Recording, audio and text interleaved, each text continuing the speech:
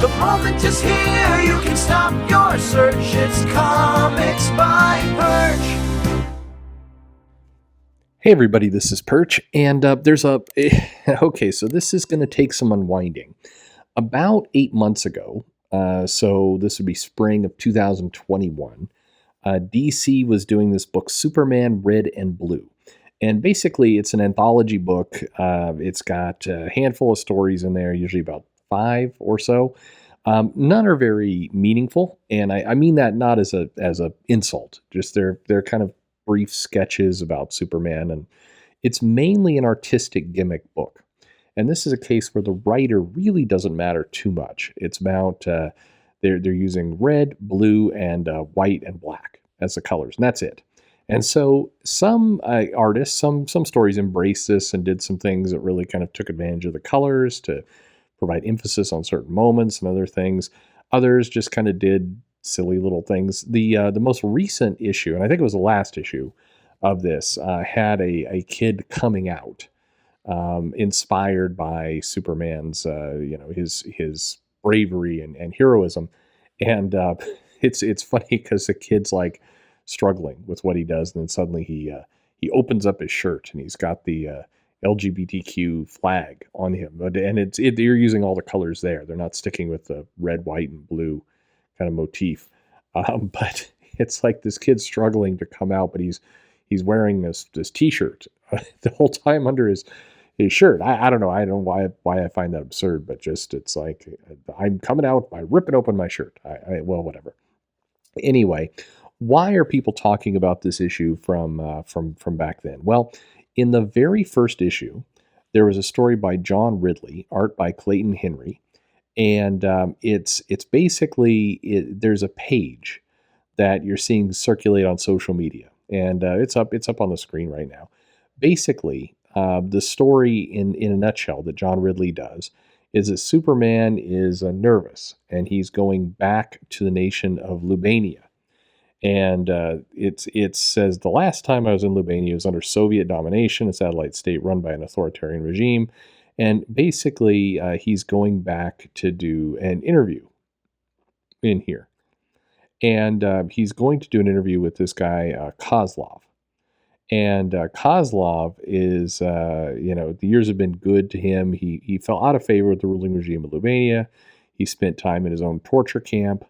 But then he kind of got free and everything else, and he's interviewing him. And Superman is nervous about this interview, and the reason why is because of this flashback. And this is the page that has been shared around. And it's a page that's not being shared around out of context, but there is more context. That's what I'm explaining to you now. So basically, in this page, it says, what happens is Superman heads into this fictional country, and he loses his powers. It turns out the regime's scientists found a way to synthesize and disseminate low-grade kryptonite radiation that would weaken and ultimately take Superman's powers away. So he gets captured, and basically it says he was held for 8 months of starvation, indoctrination, and forced labor. 8 months being used as a propaganda tool to prove the weakness of the West. And it was tough. He was basically a prisoner of war for 8 months. And then this specific page, and it's this one panel, it says, every day they would drag me into the, quote, interview room. Every day they would restrain me in a way that left me exposed and vulnerable.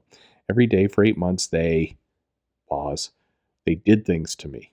They did things to me while I was forced to look at him, Nikola Kozlov, the commander, the devil of Lubania, and this guy he's going to interview. So the purpose of the story is to show kind of that as a reporter, he's willing to go get in there and kind of face his fears. And even Superman has weaknesses and has fears. And this panel basically makes it look like Superman had been raped for 8 months. And it's because of the pose. It's because he's got his head down. It's because they've got this one kind of close up of him, his face kind of screaming. And it's the language, it's the verbiage. Every day they left me exposed and vulnerable. Every day for 8 months, they did things to me. Now, what did they do to him? Well, this is written in this dodgy way where The writer, if ever questioned about this, could say, "Well, they're torturing him. They're basically torturing him. They're beating him with sticks or waterboarding or whatever. Why would you mind go to rape? There's no rape going on here." But the way this is drawn and the way the language is written here, I mean, you're leading people to that conclusion. There's no doubt about it. You're definitely leading people to that conclusion. This page, it's a weird page. This is a case where an editor would come in and say, "Yeah, let's not word it like this because it looks like we're doing a comic where Superman's getting raped." But the thing about this comic is it is actually referencing real things. So that's where the context comes in. This is from World's Finest, and World's Finest, if you remember, was the Batman Superman book. And this is issue 192 and 193. It's back in 1970. And basically, this tells the story of what this comic is about. Now, here's where, this is where I say the context matters, but it doesn't matter. Because in this original story, it's Lubania, it's Kozlov, and the basic premise is the same. Batman or Superman's flying around. He gets hit by this radiation. He loses his powers. He tries to escape. He does this very weird thing where he tries to float his clothes away on a balloon, which is just that is the 70s right there for you. But he gets captured and he gets tortured. And he gets he basically, he tries to get to the embassy, but it doesn't work. And then Batman gets captured as well. And they have a fake Batman here with a fake voice. I mean, this gets this very, very convoluted. By all, there's no doubt about it. This gets very weird. But in short, Superman and Batman get captured and they get thrown into the this prison camp. It's very classic kind of POW type stuff. They're forced to dig trenches and they're forced to fill it up, and they're starving and they're basically not fed enough. That's in the first issue. And then the second issue, they're still captured. Now, it doesn't say for 8 months. We're not exactly sure how long they're captured for, but a while. Like many of these stories in the 70s, there's a bunch of plot that goes on. They make Batman and Superman like paint walls that say "Down with Democracy," that kind of stuff. And anyway, Perry White goes in to try and save them. And there's a very weird plot in here where Superman and Batman they pretend to release them by using fake doubles because the people who are actually Batman and Superman try and so anyway, they put the real Superman and Batman down in a cave, and they get these fakes to put feathers on their costumes and use a trampoline to try and get out. And then they do kind of escape, but it's not really them. They're plants, and the two plants are going to set off a bomb. They're calling it Operation Holocaust. It like I said, it goes very weird. But eventually, Batman and Superman do figure out how to escape, basically by Superman taking Batman's identity, Batman taking Superman's identity. The evil people here, Kozlov, they wind up pointing the kryptonite at Superman, not realizing that it's actually Batman under there. This allows the real Superman to regain his strength, and they escape and foil Operation Holocaust. You don't name things Operation Holocaust. Good Lord. But at the end, Kozlov does get captured, and he has to. He's in the prison camp. They say for the answer to that, let's go to Lubania, where in the concentration camp. So Superman and Batman keep the concentration camp in place. They just put Kozlov and others in there, and then Kozlov's forced to paint things that say "I'm a fool and a failure."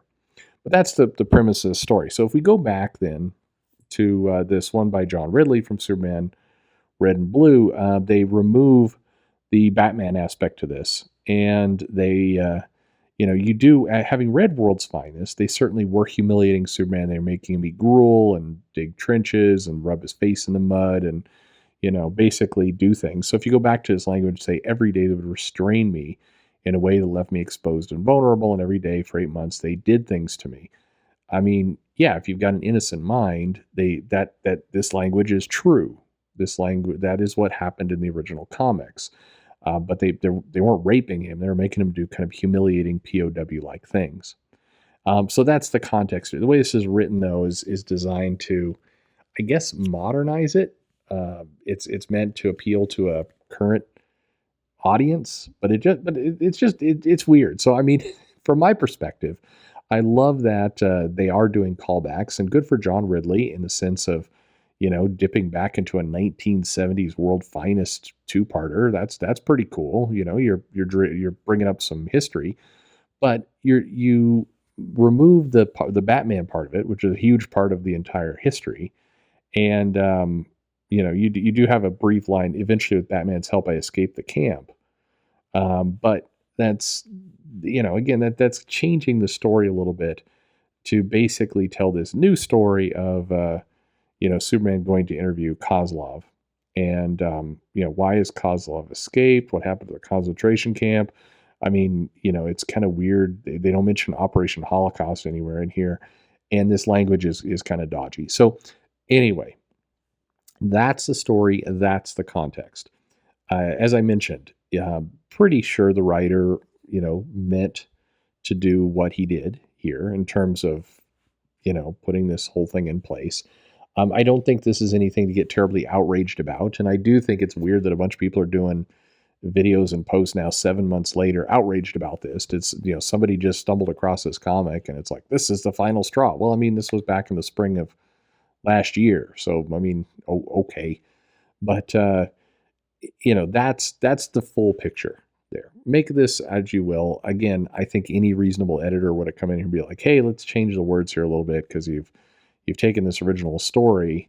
Kudos to you for doing a nod to that, but then you made it super weird by putting a rape angle in here for Superman. Nobody wants that. So let's change this language around a little bit and not make it super creepy. I mean, it was kind of a fun old story of Superman having to paint anti-democracy messages, and you turned it into them, bending him over a chair and sticking a stick in him. I mean, that no, come on, what are you doing here? That's anyway, that's what's going on. What do you think of all this? Right? I mean, it is good that they're referencing old stories, right? We all like that. I think that's good. It's just a little some language tweaks here would have avoided a lot of nonsense. But I mean, in the grand scheme of things, I don't think this is anything to lose your mind about.